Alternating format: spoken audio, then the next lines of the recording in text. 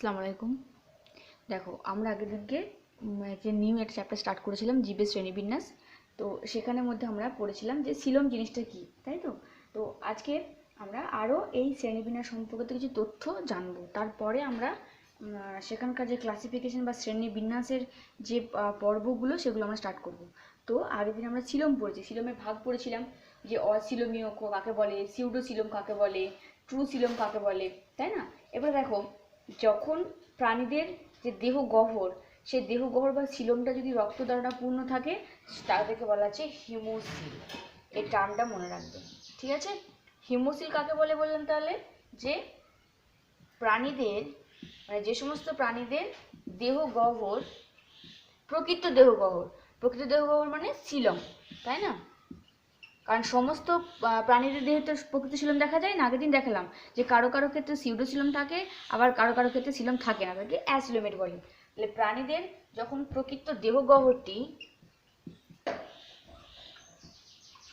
প্রকৃতির দেহ গহ্বরটি কি দ্বারা পূর্ণ থাকে?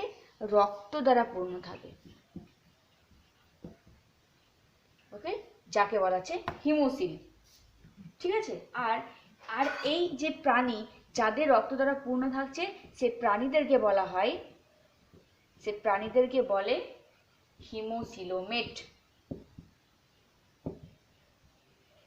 বোঝা গেছে? এক্সাম্পলটা হচ্ছে সন্ধিপদী প্রাণী,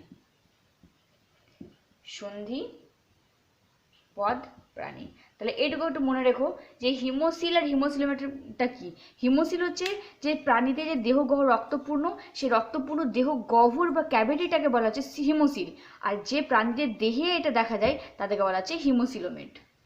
দেখো, আজকে একটা নতুন জিনিস শিখবো যে সিমেট্রি কাকে বলে, বা প্রতিসমতা, বা দেখা বলে প্রতিসম। সিমেট্রি মানে তোমার যে কোনো একটা জিনিসকে যদি ভাগ করা হয়, ডিভিশন করা হয়, তাহলে যদি ইকুয়াল যদি অংশ পাওয়া যায়, তখন তাকে বলা যায় সিমেট্রি। এটা ক্লাস 8-9 ম্যাথের একটা প্রবলেম ছিল। ধরো একটা সার্কেল, এটা একটা গোলক। এই গোলককে আমি যদি এইভাবে দেখো সমান দুটি ভাগে ভাগ করছি, তাহলে দুটি ভাগে ভাগ করলে কি হবে? সমানভাবে ভাগ করলে দুটি সমান অংশ পাবো। আবার যদি আমি এই দিকে করি, তাহলে সমান 4টে অংশ পাচ্ছি। এই যে কেন্দ্রীয় বরাবর, সেটা কেন্দ্রীয় বরাবর হতে পারে বা কীভাবে হবে সেটা বলবো। এই যে সমান ইকুয়াল অংশ পাওয়া, যাকে বলা যায় সিমেট্রি বা প্রতিসাম্য। মানে এই অংশ যাকে ডিভিশন করব, সেই অপর অংশ দুটো যেন সমান থাকে, তাকে বলা হচ্ছে প্রতিসাম্য। তো এই সিমেট্রির সঙ্গে প্রাণীদের কি সম্পর্ক? না, বলা হয়েছে যে কিছু কিছু প্রাণী আছে যাদের দেহটাকে যদি আমরা ভাগ করি যে কোনো তল বরাবর, তাহলে কিন্তু আমরা সমান অংশ পেয়ে থাকতে পারি। সেই সংক্রান্ত কিছু ইনফরমেশন তোমাদেরকে জানা দরকার। তাহলে পরীক্ষা আসতে পারে সিমেট্রি কি।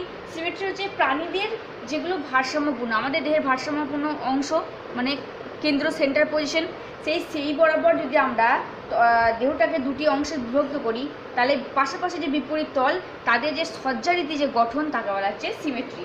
এই সিমেট্রি অর্থাৎ প্রাণীদের কত ধরনের সিমেট্রি লক্ষ্য করা যায়, আর সেটার উপর ভিত্তি করে ভাগ করা হয়েছে। এক হচ্ছে গোলীয় প্রতিসাম্য বা স্ফেরিক্যাল সিমেট্রি। স্ফেরিক্যাল সিমেট্রি বা গোলীয় প্রতিসাম্য। দেখো, গোলীয় প্রতিসাম্য হচ্ছে একটা গোলক, ওকে? দেখো, এই গোলকের যদি আমি কেন্দ্র বরাবর, মানে এটা কেন্দ্র সেন্টার, তো এই তল বরাবর আমি যে কোনো দিকে দেখো ভাগ করছি, তাহলে আমি সমান দুটি অংশ পাবো না? অবশ্যই পাবো তো। তাহলে গোলীয় মানে যে সমস্ত প্রাণীদের দেহকে যদি এমনভাবে ভাগ করা হয় যাদের দুটি সমান অংশ পাওয়া যায়, যাকে বলে গোলীয় প্রতিসাম্য। কাদের দেখা যায়? ভলভক্স, মানে ভলভক্স পর্বের প্রাণীরা দেখতে কেমন?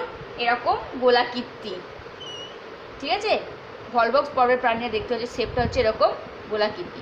তো সেই গোলাকৃতি পর্বের প্রাণী, মানে গোলাকৃতি যে প্রাণী, তাদের দেহকে যদি সেইভাবে ভাগ করা হয় যার দুটি সমান অংশ পাবো। ধরো আমি এইভাবে ভাগ করলাম, তাহলে দুটি সমান অংশ পাচ্ছি, আর আমি ধরো এইভাবে ভাগ করলাম, তাহলে দুটি সমান অংশ পাবো।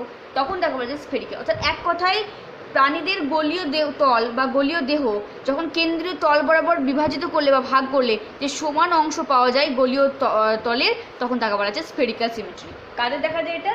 ভলভক্সদের ক্ষেত্রে দেখা যায়। এটা কাদের দেখা যায়? ভলভক্স। আবার একটু পরে দেখাবো যে প্রোটোজোয়া পর্বের কিছু প্রাণী আছে, সেই পর্বের প্রাণীদের কিন্তু স্ফেরিক্যাল বা গোলীয় সিমেট্রি দেখা যায়। বোঝা গেছে? তাহলে একটা গোলককে কেন্দ্রীয় তল বরাবর ভাগ করলে যেমন দুটি অংশ পাচ্ছি, সেরকম কিছু প্রাণী আছে যাদের দেহতল হচ্ছে গোলাকৃতি, তাদের দেহতলকে দুটি অংশে কেন্দ্র বরাবর ভাগ করলে যে সমান অংশ পাচ্ছি প্রতিসাম্য, তখন তাকে বলা হচ্ছে স্ফেরিক্যাল সিমেট্রি। ভলভক্স এবং প্রোটোজোয়া পর্বের প্রাণীদের ক্ষেত্রে লক্ষ্য করা যায়। দেখো পরীক্ষা এটা আসতে পারে যে রেডিয়ালস, এই বাংলাটা মনে রাখবে, ইংলিশটা অবশ্যই টার্মটা মনে রাখবে, কারণ পরীক্ষার সময় হয়তো ইংলিশ টার্মটা দিল যে রেডিয়াল সিমেট্রি কাদের দেখা যাবে, রেডিয়াল সিমেট্রি কাকে বলে। তাহলে রেডিয়াল মানে অরিও, অরিও মানে হচ্ছে তোমার দেহকে যদি আমি রেডিয়াস বরাবর, বা ধরো এটা একটা প্রাণীর দেহ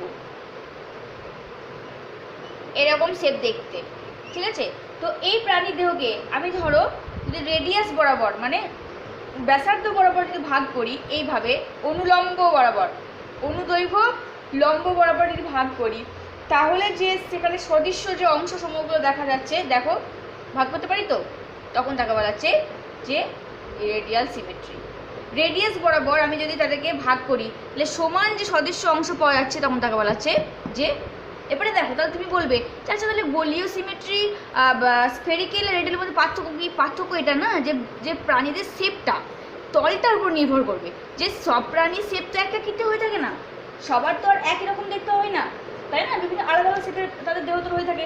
তাহলে দেখো এই আলাদা প্রকৃতির যে দেহতল, সেখানে তাদের সেই তলের বা সেই শেপের উপরে যখন আমি ভাগ করছি, সেখানে যে অংশগুলো পাচ্ছি তার উপরে নামকরণ হয়েছে। কারণ একটু আগে দেখলাম গোলীয় সিমেট্রির ক্ষেত্রে যে তোমার যে সমস্ত প্রাণীর দেহতল গোলাকৃতি, তাদেরকে যদি আমি দুটো অংশে ভাগ করি, তাহলে কি হচ্ছে না সমানভাবে পাবো। আবার যদি তলটা যদি রেডিক্যাল বরাবর হয়ে থাকে, মানে ব্যাসার্ধ বরাবর যদি ভাগ করি, তাহলে যে কোনো সদৃশ্য যে অংশ পাচ্ছি, তখন তাকে বলা হচ্ছে অরীয় প্রতিসাম্য। ওকে, এটা কাদের ক্ষেত্রে দেখা যায়? এটা দেখা যায় জেলি ফিশের ক্ষেত্রে। তাহলে মনে রাখবে জেলি ফিশ, আচ্ছা আর কারা দেখা যায়? স্পঞ্জ, আর দেখা যায় হাইড্রা। এই নামগুলো মনে রাখবে। রেডিয়াল সিমেট্রি দেখা যায় জেলিফিশ, স্পঞ্জ, হাইড্রা। পরীক্ষায় আসতে পারে যে জেলিফিশের ক্ষেত্রে কী ধরনের সিমেট্রি দেখা যায়, রেডিয়াল না স্ফেরিক্যাল? রেডিয়াল। ওকে, কারণ দেহ তলটার উপর ভিত্তি করে তাদের রেডিয়াস বরাবর ভাগ করলে বা কেন্দ্রের উপর ভাগ করলে যে সদৃশ্য অংশ পাচ্ছি, তাকে বলা হচ্ছে এই শেপের উপর ভিত্তি করে তাদের ভাগ করা হয়েছে। দেখো তাহলে একটু আগে বললাম রেডিয়াল, যেখানে বললাম যে কোনো তল বরাবর। তাহলে একবার ডিফারেন্সগুলো মনে রাখো, ডিফারেন্সগুলো দেখো। গোলীয় যেখানে বললাম সে মনে রাখবে যে গোলীয় সিমেট্রির ক্ষেত্রে বা স্ফেরিক্যাল সিমেট্রির ক্ষেত্রে কেন্দ্রীয় তল বরাবর যে কোনো মানে দুটি অংশে ভাগ করব, তার বেশি নয়। তাহলে ডিভিশনগুলো মনে রাখো যে যদি আমি কেন্দ্রীয় গোলকে কেন্দ্রীয় তল বরাবর যে কোনো দুটি অংশে ভাগ করলে যে সমান অংশ পাচ্ছি, তখন তাকে বলা হচ্ছে স্ফেরিক্যাল। এটা হচ্ছে গোলীয় সিমেট্রি। পার্থক্যটা বুঝো। তারপরে বললাম রেডিক্যাল। রেডিক্যালের ক্ষেত্রে আমি বললাম যে সমস্ত প্রাণীদের দেহের ক্ষেত্রে কী হচ্ছে, আমি যে কোনো তল বরাবর ভাগ করতে পারি। আমি যে কোনো তল বরাবর আমি যদি ভাগ করি কেন্দ্রীয় অংশ বরাবর, তাহলে যে সদৃশ্য অংশ পাচ্ছি, তখন তাকে বলবো অরীয়। অরীয় হচ্ছে তোমার কি যে কোনো তল বরাবর। আর এখন আমরা বলবো বাই রেডিয়াল সিমেট্রি। দেখো বাই রেডিয়াল সিমেট্রি মানে হচ্ছে তোমার এখানে কিন্তু যতগুলো ইচ্ছা আমি ভাগ করতে পারি না সমান অংশে। এখানে পার্টিকুলার কতগুলো, মানে দেহকে যদি অনুলম্ব অক্ষ বরাবর যে কোনো একটা বা দুটি তলের সাহায্যে ভাগ করা হয়, তখন তাকে বলা হচ্ছে বাই রেডিয়াল সিমেট্রি। লেখানো হচ্ছে কি, দেহকে যদি একটা বা দুটি তলের সাহায্যে ভাগ করা হয় সদৃশ্য অংশে, ঠিক আছে, সদৃশ অংশে, তখন সেটাকে আমরা বলছি বাই রেডিয়াল সিমেট্রি। যেমন একটা স্টারফিশ ধরো না, তারা মাছের ক্ষেত্রে এগুলো বাহু তো সমান নয়, তারপরে আমি যখন ভাগ করবো যে কোনো একটা তল কিংবা দুটো তল বরাবর আমি যদি ভাগ করি, তাহলে তাদের মধ্যে যে ইকুয়াল অংশ পাবো, সদৃশ্য অংশ, তখন তাকে বলছে বাই রেডিয়াল। ওকে, তাহলে পার্থক্যগুলো বুঝবে। গোলীয়র ক্ষেত্রে দুটি অংশে যে কোনো তল বরাবর দুটি অংশে ভাগ করতে পারি। রেডিয়াল বা কেন্দ্র তল বরাবর রেডিয়ালের ক্ষেত্রে আমরা যে কোনো তল, এখানে কিন্তু সেন্টার হবে এমন মানে নেই, যে কোনো তল বরাবর ভাগ হতে পারে। রেডিয়াস বরাবর কিন্তু অনেকগুলো অংশ ভাগ হতে পারে, একের বেশি। আর দ্বিঅরীয়, যেখানে একটা বা দুটি তলের সাহায্যে ভাগ করতে হবে এবং যার দুটি অংশ পাবো, তখন তাকে বলা যায় বাই রেডিয়াল। এটা একটা ইম্পর্টেন্ট একটা জিনিস মনে রেখো, এক্সাম্পল এখান থেকে কোশ্চেন আসতে পারে। বাইল্যাটারাল সিমেট্রি বা দ্বিপার্শ্বীয় প্রতিসাম্য কাকে বলে? দেখো যখন কোনো একটা প্রাণীকে তার কেন্দ্রীয় অক্ষ বরাবর যদি একবার মাত্র ভাগ করা হয়, তাহলে তার যে দুটি সদৃশ অংশ পাওয়া যায় না, তাকে বলা যায় বাইল্যাটারাল। বাই মানে দুটি ভাগে ভাগ হওয়া, দুটি অংশ।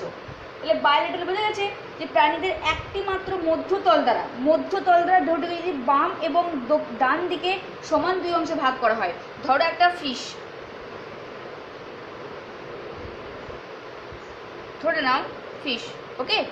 তাহলে এই ফিশকে আমি যদি দেহের মধ্যতল বরাবর ভাগ করছি, একবারই ডিভিশন করবো, কিন্তু দেহের একটি মাত্র মধ্যতল বরাবর যখন দেহটাকে আমি দেখো, একটা ডান দিক, একটা রাইট সাইড, একটা লেফট সাইড, যখন দুটি সমান অংশ পাবো তখন তাকে বলা যায় বাইল্যাটারাল সিমেট্রি। তুমি ইমাজিন করো আমাদের কথা, একটা মানুষকে যদি মাথা থেকে পা অবধি সোজা লম্বা বরাবর যদি ভাগ করা হয়, একটা মানুষকে যদি মাথা থেকে পা অবধি ভাগ করা হয়, তাহলে কী হবে? এই ডান দিকে এবং বাঁ দিকে দুটি সমান ভাগে পাবো না, দুটি সমান অংশ। তাহলে এটাকে বলা যায় বাইল্যাটারাল সিমেট্রি, যেখানে যখন কোনো প্রাণীদেহকে একটা মধ্য তল বরাবর ভাগ করলে যার দুটি সদৃশ অংশ পাওয়া যায়, ডান দিক এবং বাম দিক, তখন তাকে বলা হচ্ছে দ্বিপার্শ্বীয়। তাহলে দ্বিপার্শ্বীয় ক্ষেত্রে কয়টি তল দ্বারা বিভক্ত করা যায়? একটা মধ্য তল দ্বারা বিভাজনের ফলে, বা একটা মধ্য তল দ্বারা একবারই মাত্র বিভাজন করলে যদি দুটো সদৃশ অংশ পাওয়া যায়, ডান দিক এবং বাম দিক, তখন তাকে বলা যায় বাইল্যাটারাল সিমেট্রি। ঠিক আছে, তো এখানে কোশ্চেনটা যেটা আসে যে বাইল্যাটারাল সিমেট্রি কাদের ক্ষেত্রে দেখা যায়? সবথেকে বড় উদাহরণ হচ্ছে আমরা, অর্থাৎ মানুষের ক্ষেত্রে দেখা যায়, মাছ, ব্যাঙ, কেঁচো তাই কেঁচোর এই যে কেঁচোর বডি, এই কেঁচোর বডিটাকে আমি যদি ধরো এই লম্বা বরাবর যদি আমি ভাগ করি, ডিভিশন করি, তাহলে কি পাবো? দুটি সমান ইকুয়াল অংশ পাচ্ছি না? কেঁচো দেহের মধ্যতলটাকে একবার ভাগ করলে যার দুটি সদৃশ অংশ পাওয়া যায়, তখন তাকে বলা যায় বাইল্যাটারাল সিমেট্রি। তাহলে মানুষের ক্ষেত্রে কোন ধরনের সিমেট্রি দেখা যায়? Bilateral symmetry. মাছ, ব্যাঙ, কেঁচো এদের ক্ষেত্রে বাইল্যাটারাল সিমেট্রি লক্ষ্য করা যায়। আর যদি কোশ্চেন আসে যে প্রোটোজোয়াদের ক্ষেত্রে কোন ধরনের সিমেট্রি দেখা যায়? Spherical symmetry. Sponge, Hydra, jellyfish এদের ক্ষেত্রে কোন ধরনের সিমেট্রি দেখা যায়? রেডিয়াল সিমেট্রি বা অরীয় প্রতিসাম্য। এক্সাম্পলগুলো মনে রাখবে, এখান থেকে শর্ট কোশ্চেন আসতে পারে। টিনোফোরা বা তারা মাছের ক্ষেত্রে কোন সিমেট্রি দেখা যায়? না, দ্বি অরীয় প্রতিসাম্যতা বা বাই রেডিয়াল সিমেট্রি। দেখো নেক্সট হচ্ছে অ্যাসিমেট্রি। এই টার্মগুলো মনে রাখবে, কারণ এই যে বললাম না যে বাইল্যাটারাল সিমেট্রি, গোলীয় বা স্ফেরিক্যাল সিমেট্রি, কেন কথাগুলো বলছি? এটার সঙ্গে চ্যাপ্টার কি সম্পর্ক? কারণ এর পরবর্তীকালে তুমি যখন একটা ফাইলাম পর্ব, তাদের সমস্ত পর্বের প্রাণীদের নিয়ে তাদের বৈশিষ্ট্য আলোচনা করবে, তখন দেখবে এই কথাগুলো আসবে যে তাদের দেহটা অ্যাসিমেট্রিক্যাল, মানে সেই পর্বের সমস্ত প্রাণীদের দেহটা যে কি তা বিভাজন করা যায় না। বা তুমি যখন কর্ডাটা পড়বে, মানে মানুষের যখন তুমি বৈশিষ্ট্য পড়বে, তখন আমরা মানুষকে বলতেই পারি, একটা ক্যারেক্টার চলে এলো যে মানুষ হচ্ছে বাইল্যাটারাল সিমেট্রি দেখা যায়, তাই না? কারণ মানুষের দেহকে দুভাগে ভাগ করে মধ্যতল বরাবর ভাগ করলে দুটি অংশ পাওয়া যায়। তাহলে এই কথাগুলো বলার কারণ হচ্ছে পরবর্তীকালে এইগুলো এক একটা ক্যারেক্টার বা বৈশিষ্ট্যের মধ্যে চলে আসবে, তাই না? আমি যখন স্পঞ্জ, হাইড্রা, জেলিফিশের যখন বৈশিষ্ট্য পড়বো, তখন আমি বলতেই পারি যে স্পঞ্জ, হাইড্রা, জেলিফিশ এদের দেহে রেডিয়াল সিমেট্রি লক্ষ্য করা যায়। বোঝা গেছে? তাহলে এইগুলো এক একটা ক্যারেক্টার, বৈশিষ্ট্য। দেখো অ্যাসিমেট্রি, সিমেট্রি মানে প্রতিসমতা, মানে অ্যাবসেন্স, তাহলে যেখানে প্রতিসমতা লক্ষ্য করা যায় না। তাহলে এমনও কিছু প্রাণী আছে যাদের দেহটাকে তুমি যে কোনো তল বরাবর ভাগ করলে কি হবে, তাদের কিন্তু দেহটা মানে প্রতিসমতা লক্ষ্য করা যায় না। ঠিক আছে? যেমন ধরো একটা অ্যামিবার বডির শেপ এরকম একটা শেপ, তাহলে তুমি এখানে দেখো এরকম করে ভাগ করলেও সমান আকৃতি পাবে না, তুমি এইভাবে ভাগ করলেও সমানভাবে ভাগ পাবে না। তাহলে যে সমস্ত প্রাণীদের দুই বা ততোধিক সদৃশ অংশে ভাগ করা যায় না, যাদের দেহটা ভাগ করলে সমান অংশ পাওয়া যায় না, তখন দেখা বলা হচ্ছে অ্যাসিমেট্রি। এটা কাদের ক্ষেত্রে দেখা যায়? এটা অ্যামিবার ক্ষেত্রে দেখা যায়, অ্যামিবার ক্ষেত্রে দেখা যায়। আর কিছু স্পঞ্জ আছে, সেই কিছু স্পঞ্জের ক্ষেত্রে দেখা যায়, কিছু স্পঞ্জের ক্ষেত্রে অ্যাসিমেট্রি লক্ষ্য করা যায়। ঠিক আছে, মনে রাখবে। তাহলে দেখো, তাহলে সিলোমটা কি পড়ে রাখবে? সিলোমের যে ভাগগুলো পড়িয়েছিলাম সেখানে উদাহরণগুলো মনে রাখবে। আজকে সিমেট্রি পড়ালাম, এই সিমেট্রির উদাহরণগুলো মনে রাখবে। আর তার মধ্যে রেডিয়াল সিমেট্রিটা ইম্পর্টেন্ট আর বাইল্যাটারাল সিমেট্রিটা ইম্পর্টেন্ট। আর প্রত্যেকটা সিমেট্রি মনে রেখো যে এটা কাদের ক্ষেত্রে দেখা যায়, মানুষের ক্ষেত্রে কোন ধরনের দেখা যায়, তারা মাছের ক্ষেত্রে কোন ধরনের দেখা যায়, যে উদাহরণগুলো বললাম সেগুলো মনে রাখবে। আর এখন যেটা পড়া সেটা রিডিং করে রাখবে। সেগমেন্টেশন কাকে বলে? সেগমেন্টেশনের বাংলা বানাচ্ছে তোমার কি না খণ্ডী ভবন। খণ্ডী ভবন। দেখবে কেঁচোর যে দেহটা লক্ষ্য করো, তাহলে দেখো একই অংশ বারবার আছে। কেঁচোর দেহের খণ্ডটা লক্ষ্য করে দেখা যাবে যে একই অংশ বারবার। কেঁচোর সারা দেহ হচ্ছে তোমার সেগমেন্টে বিভক্ত, মানে খণ্ডে বিভক্ত। তাহলে এটাও একটা ক্যারেক্টার, একটা বৈশিষ্ট্য যে সেগমেন্টেশন লক্ষ্য করা যায় পর্বের প্রাণীদের ক্ষেত্রে। দেখো তো সেগমেন্টেশন বলে যদি একই রকম সদৃশ্য, মানে এই যে দেখতে পাচ্ছ খণ্ডগুলো, এই খণ্ডগুলো যদি একই রকম হয়, সদৃশ্য হয়, তো সেই সদৃশ্য দেহখণ্ডের পুনরাবৃত্তি, মানে একই রকম দেখতে খণ্ড যদি বারবার বারবার রিপিট হয় বা পুনরাবৃত্তি হয়, তখন তাকে বলা হচ্ছে খণ্ডায়ন বা সেগমেন্টেশন। বা কোনো পর্বের প্রাণীদের দেহ যদি বিভিন্ন বা কোনো পর্বের প্রাণীদের দেহ যদি অসংখ্য বা অনেকগুলি খণ্ডে বিভক্ত থাকে, আর এই প্রত্যেকটা খণ্ড যদি একই রকম দেখতে হয়, তখন তাকে বলা যায় সেগমেন্টেশন। বোঝা গেছে? দেহটা অনেকগুলো খণ্ডে বিভক্ত আর প্রত্যেকটা খণ্ড হচ্ছে সমান অংশ বা সমান সদৃশ্য যুক্ত, তখন তাকে বলা যায় সেগমেন্টেশন। ঠিক আছে? ওই প্রত্যেকটা খণ্ড এই যে বললাম, তাহলে এটা হচ্ছে সেগমেন্টেশন। তাহলে কেঁচোর দেহটা সেগমেন্টেশনে বিভক্ত, আর এই এক একটা খণ্ড, এই প্রতিটি খণ্ডকে বলা হয়, প্রতিটি খণ্ডকে বলে কি না মেটামেয়ার বা সোমাইট। মেটামেয়ার বা সোমাইট। তাহলে সোমাইট কাকে বলে বোঝা গেছে? যে সেগমেন্টেশন বা খণ্ডী ভবনের প্রত্যেকটা খণ্ডকে বলে মেটামেয়ার বা সোমাইট। এটা কাদের ক্ষেত্রে দেখা যায়? এক্সাম্পল মনে রাখবে, পতঙ্গ শ্রেণীদের ক্ষেত্রে দেখা যায়।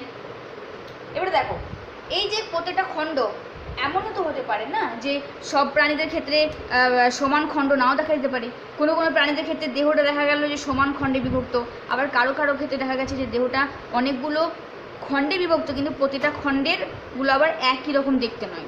তাহলে তাদের বিভিন্ন নাম আছে কি না, দেহ খণ্ডগুলো যদি একই রকম হয় তখন তাদের বলা যায় হোমোমোনাস খণ্ড।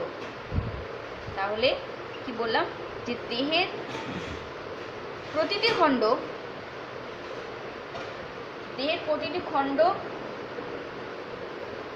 খণ্ডগুলি যদি সদৃশ্য হয় প্রত্যেকটা খণ্ড, তখন তাকে কি বলা হচ্ছে হোমোমোনাস। ঠিক আছে? তখন তাকে হচ্ছে হোমোমোনাস। যেমন ধরো কাদের দেখা যায় কেঁচো যোগ। তাহলে এক্সাম্পলটা মনে রাখবে যে সদৃশ্য খণ্ড দেখা যায় কেঁচো যোগের ক্ষেত্রে, আর দেহের প্রতিটা খণ্ড, লিখছি না, প্রতিটা খণ্ড যদি অসদৃশ্য হয় তখন তাকে বলা হচ্ছে কি হেটারোমোনাস। তখন তাকে বলা হয় HETEROMONOUS, হেটারোমোনাস। এটা কাদের ক্ষেত্রে দেখা যায়? পতঙ্গ শ্রেণীর প্রাণীতে দেখা যায়। এটা দেখা যায় পতঙ্গ শ্রেণীর প্রাণীতে। কারণ দেখবে যারা পতঙ্গ শ্রেণীর প্রাণীতে দেখবে পাগুলো খণ্ডে বিভক্ত। আরশোলার পা কিন্তু অনেকগুলো সেগমেন্টে বিভক্ত, খণ্ডে বিভক্ত, কিন্তু আরশোলার ওই প্রতিটি পায়ের খণ্ডের কিন্তু শেপ এক নয়। অর্থাৎ কোথাও দেখবে যে পাটা এইরকম আকৃতির, আবার কোনো অংশে দেখবে পাটা এই ধরনের শেপ। তাহলে দেখো প্রতিটি খণ্ড কিন্তু সমান নয়। তাহলে যাদের দেহের খণ্ড সমান তাদেরকে বলা হচ্ছে হোমোমোনাস, আর যেমন কেঁচো যোগ। আর যাদের দেহের এই প্রতিটা খণ্ড অসমান কিন্তু অনেকগুলো খণ্ডে বিভক্ত, কিন্তু সেগুলো সমান নয়, তাদেরকে বলা হচ্ছে হেটারোমোনাস।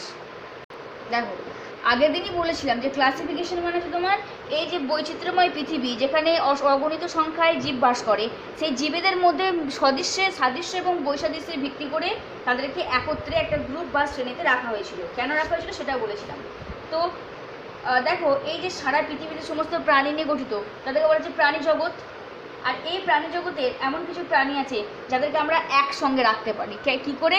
তাদের বলেছিলাম শ্রেণীবিন্যাস করা হয় তাদের কোষের উপর ভিত্তি করে, তারা এককোষী না বহুকোষী, তাদের অঙ্গ সংস্থানগত গঠনের ভিত্তিতে, তাদের বলেছিলাম যে মরফোলজিক্যালি কিছু স্ট্রাকচারের ভিত্তিতে, বাস্তুতন্ত্রের গত ভিত্তিতে তাদেরকে শ্রেণীবিন্যাস বা রাখা হয়েছে। তার মধ্যে প্রথম যেটা আছে, এগুলো এখন সামান্য করে আছে, সেটাই বলবো, পরে এগুলো ডিটেলস আছে। যে প্রোটোজোয়া, আউটলাইন অফ ক্লাসিফিকেশন, শ্রেণীবিন্যাসে একটা সাধারণ একটা শ্রেণীবিন্যাস দেখাচ্ছি। প্রোটোজোয়া, এই ক্লাসিফিকেশন পড়তে গিয়ে দেখবো পৃথিবীতে সর্বপ্রথম আদি জীব হচ্ছে প্রোটোজোয়া, যাকে বলা হয় আদ্য প্রাণী। এটা এই যে প্রোটোজোয়া, যেটাকে বলা হয় এককোষী এবং সরল,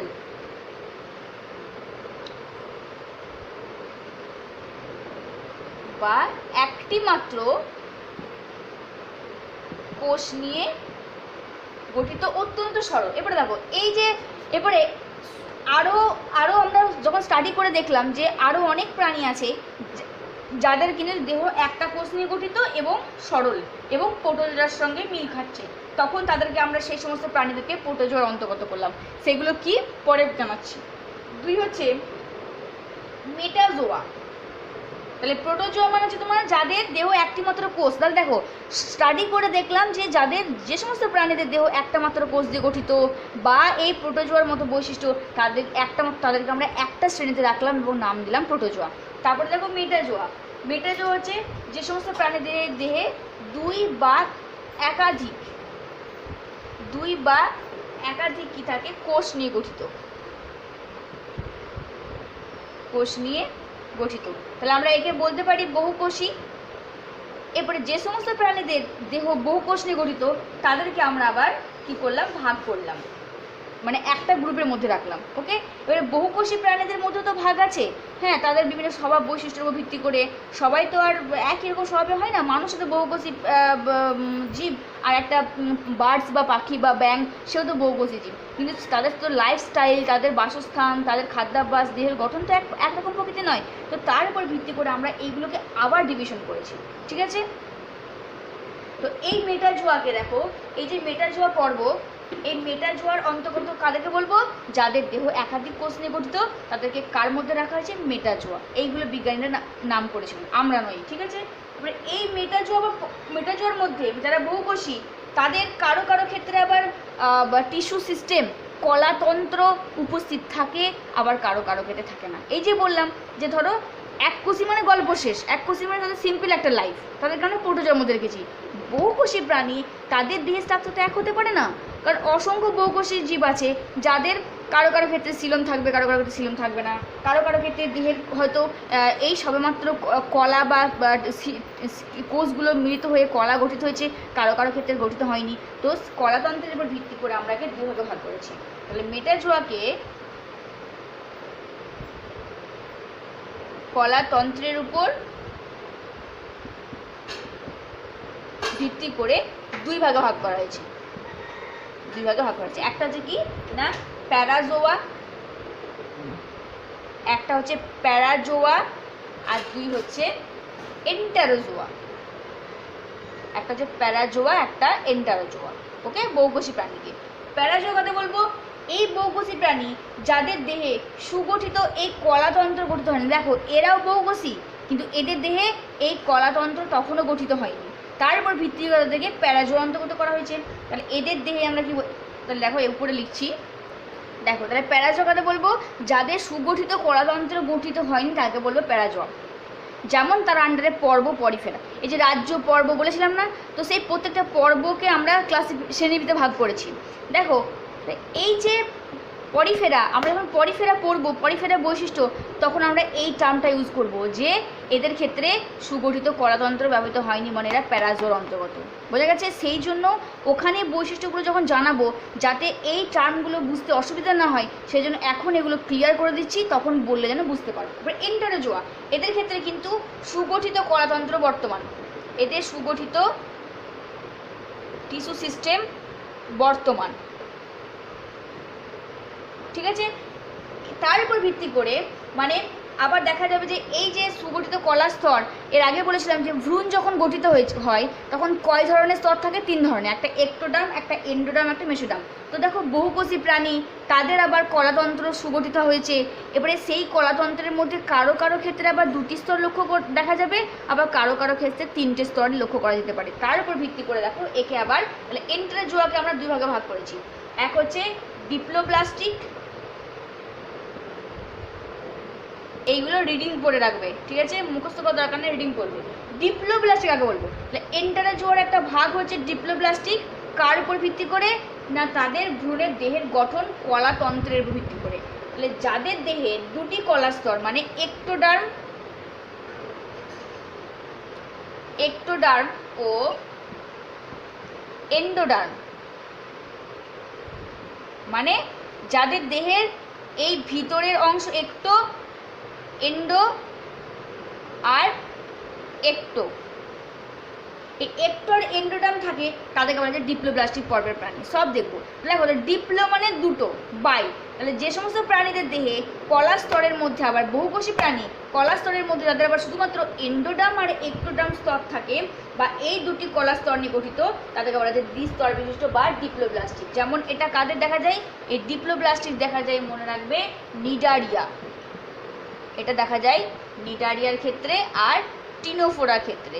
এগুলো বারবার বলছি, মনে রাখো। এক্সাম্পলগুলো এই চ্যাপ্টার পড়ার জন্য এক্সাম্পল মনে রাখা খুব দরকার। যেমন আমি যখন টিনোফোরা বৈশিষ্ট্য করবো তখন আমি বলবো যে টিনোফোরা পর্বের প্রাণীদের বৈশিষ্ট্য হচ্ছে তারা ডিপ্লোব্লাস্টিক, মানে তাদের দেহে 2টো স্তর নিয়ে গঠিত, একটোডার্ম আর এন্ডোডার্ম। এই জিনিসগুলো এখানে ক্লিয়ার করে নাও। তখন পড়তে গিয়ে জানো আমি যখন বলবো যে নিডারিয়ার ক্ষেত্রে ডিপ্লোব্লাস্টিক দেখা যায়, তখন কিন্তু কেউ জিজ্ঞাসা করো না যে ম্যাম ডিপ্লোব্লাস্টিক কী, কারণ এখনই বলে দিচ্ছি। ডিপ্লোব্লাস্টিক মানে যে সমস্ত পর্বের প্রাণীদের দেহ 2টি কলা স্তর নিয়ে গঠিত। কী কী? একটোডার্ম এবং এন্ডোডার্ম। কাদের মধ্যে দেখা যায়? পর্ব, নিডারিয়া আর টিনোফোরার ক্ষেত্রে। এর আরেকটা ভাগ আছে, যাকে বলা হয় ট্রিপ্লোব্লাস্টিক। দেখো, আর এই এন্টেরোজোয়ার একটা ভাগ বললাম ডিপ্লোব্লাস্টিক, আর একটা বললাম ট্রিপ্লোব্লাস্টিক। ট্রিপ্লো মানে 3টে স্তর বিশিষ্ট। তাহলে যে সমস্ত পর্বের প্রাণীদের দেহ 3টে কলা স্তর নিয়ে গঠিত। কী কী? এন্ডোডার্ম ভিতরে, মাঝে মেসোডার্ম এবং বাইরে একটোডার্ম। এই 3টে কলা স্তর নিয়ে গঠিত, যাদেরকে বলা হয় ট্রিপ্লোব্লাস্টিক প্রাণী। ওকে, মানে এই ট্রিপ্লোব্লাস্টিক প্রাণীদের ক্ষেত্রে আবার দেখো কারো কারো ক্ষেত্রে একটু আগে পড়েছি যে এই সিলম দেখা যায়, তাই না? কারণ যাদের দেহের একটো এবং এন্ডোডার্মের মাঝখানে মেসোডার্মে একটা কি বলেছিলাম, যেটা গহ্বর বা ক্যাভিটি তরলপূর্ণ এবং যেটা পেরিটোনিয়াম আবরণ দ্বারা আবৃত, তাকে সিলম বলা হয়। তাহলে দেখো এই ট্রিপ্লোব্লাস্টিক পর্বের প্রাণী সবার ক্ষেত্রে তো সিলম দেখা যাবে না, কারো কারো ক্ষেত্রে সিলম অনুপস্থিত থাকে। তাহলে ট্রিপ্লোব্লাস্টিক পর্বের প্রাণীদের মধ্যে আমরা সিলমকে রাখতে পারছি, কারণ সিলম কোথায় থাকে? একটোর এন্ডোডার্মের মধ্যে, তাই না? তাহলে এই 3টে কলাস্তরের মধ্যে যাদের ক্ষেত্রে সিলম থাকবে তাদেরকে বলা যায় ট্রু সিলম। যাদের ক্ষেত্রে সিলমের মতো দেখতে কিন্তু সিলম নাই, তাকে সিউডো সিলম। আর যাদের ক্ষেত্রে সিলম থাকে না তাদেরকে বলা যায় অ্যাসিলম। এটা কার মধ্যে পড়ছে? ট্রিপ্লোব্লাস্টিকের মধ্যে পড়ছে। এটা একটু মনে রেখো। দেখো, ভ্রূণের পরিস্ফুরণ বা ভ্রূণের গঠনের উপর ভিত্তি করে বহুকোষী সিলমযুক্ত প্রাণীদেরকে 2টি ভাগে ভাগ করা হয়, ঠিক আছে? তো একটা হচ্ছে প্রোটোস্টোমিয়া, একটা হচ্ছে ডিউটারোস্টোমিয়া।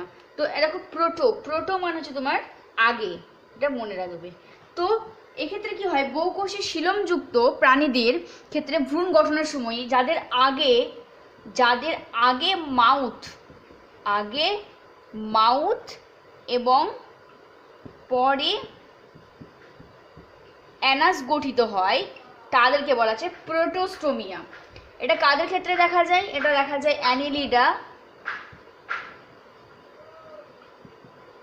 অ্যানিলিডা, মোলাস্কা,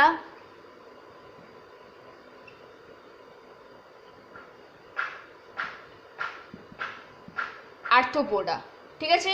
আর ডিউ মানে হচ্ছে তোমার পরে, তাহলে যে সমস্ত প্রাণীদের ভ্রূণের গঠনের সময় আগে পায়ুছিদ্র এবং পরে মুখছিদ্র গঠিত হয়। আগে অ্যানাস, পরে কি গঠিত হয়? না মুখছিদ্র। তাহলে দেখো এই দুটোটা মনে রাখবে যে প্রোটো মানে আগে, আর যাদের ক্ষেত্রে মাউথটা আগে গঠিত হয় মানে ওই ব্লাস্টোপোর থেকে সিলম, সেখানে ব্লাস্টোপোর থেকে আগে মাউথ গঠন হয়, পরে অ্যানাস তৈরি হয়, তাদের বলা যায় প্রোটোস্টোমিয়া, অ্যানিলিডা, মোলাস্কা, আর্থ্রোপোডা। আর ডিউটারোস্টোমিয়া মানে যাদের অ্যানাস পরে হয় অ্যানাস পরে এবং অ্যানাসটা আগে আগে অ্যানাস এবং পরে মুখছিদ্র, তখন তাকে বলা হচ্ছে ডিউটারোস্টোমি। যেমন কর্ডেটসের ক্ষেত্রে আগে হয় তোমার অ্যানাস এবং পরে হয় মুখছিদ্র। এটা একটু মনে রেখো যে কাদের ক্ষেত্রে প্রোটোস্টোমি এবং ডিউটারোস্টোমি দেখা যায়। দেখো ডায়াগ্রামটা দেখো, এখানে কি বলেছি যে প্রোটোস্টোমের ক্ষেত্রে ধরো যে যখন ভ্রূণ, সেই ভ্রূণের বিভাজন হচ্ছে স্ফেরিক্যাল, মানে বিভাজন তো বিভিন্ন ধরনের হয়ে থাকে, রেডিয়াল ক্লিভেজ, স্পাইরাল ক্লিভেজ। তো সেই ক্লিভেজ বিভাজনের মাধ্যমে কী হচ্ছে, প্রথমে ভ্রূণ গঠিত হলো, সেই ভ্রূণের মধ্যে কি থাকে, সিলম, এক্টোডার্ম, মেসোডার্ম স্তর, সেগুলো দেখাচ্ছি না। আর থাকে ব্লাস্টোপোর, মানে হচ্ছে তোমার যে জার্মিনাল যে লেয়ার, অর্থাৎ আমাদের যে সেলের লেয়ার, সেই স্তরের মধ্যে যে একটা গহ্বর বা ক্যাভিটির মতো অংশ থাকে এবং সেখানে ছিদ্রকে বলা যায় ব্লাস্টোপোর। তো সেই অংশটা বিভাজনের পর যখন প্রথম তৈরি হয় মাউথ এবং পরে অ্যানাস গঠন করে, তখন সেটা বলা যায় প্রোটোস্টোমিয়া। আর ডিউটারোস্টোমিয়ার ক্ষেত্রে এই ব্লাস্টোপোর থেকে বিভাজনের ফলে যখন আগে অ্যানাস তৈরি হয় পরে মাউথ তৈরি হয়, তখন তাকে বলা হচ্ছে ডিউটারোস্টোমিয়া। তাহলে প্রোটো মানে আগে, আগে মাউথ পরে অ্যানাস, আর ডিউ মানে পরে, পরে মাউথ আগে অ্যানাস, এটা মনে রেখো।